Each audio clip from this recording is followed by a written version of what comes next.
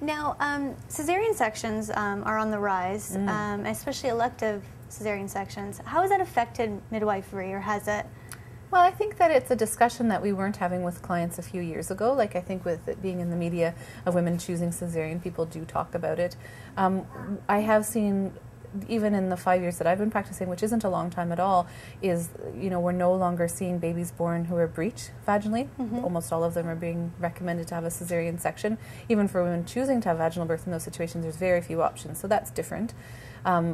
I also would say that there's probably a bigger backlash in the medical community about women choosing to have vaginal births after cesareans, particularly in the case where women have had more than one cesarean prior to the labor, and that's definitely different. I think for our clients, there's kind of a self-selection a little bit of women who are choosing to most likely have their babies vaginally. I mean, we do get some clients who have had cesarean sections before who are really wrestling with the idea, whether they want to have a VBAC or if they want to just have a cesarean section. So it's something that we talk to all women about.